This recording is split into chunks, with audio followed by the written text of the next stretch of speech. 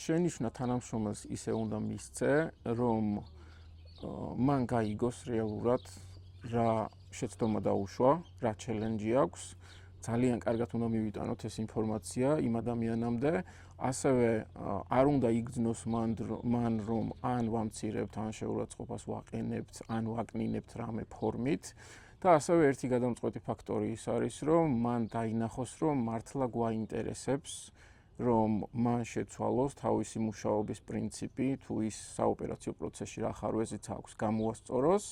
და ასევე მას უნდა სჯეროდეს, რომ როდესაც ამას გამოასწორებს, ჩვენი მხრიდან არ დაიკარგება ინტერესი, აუცილებლად გავიაზრებთ ამას, აუცილებლად დავინახავთ და აუცილებლად შეიცვლება ჩვენი მხრიდან მის მიმართ შეფასება. ოღონდ ეს იქნება გულწრფელი და ეს იქნება, ესე ვთქვათ, პირდაპირი უკუკავშირი და არა ის, რომ მას მკითხაობა მოუწიოს.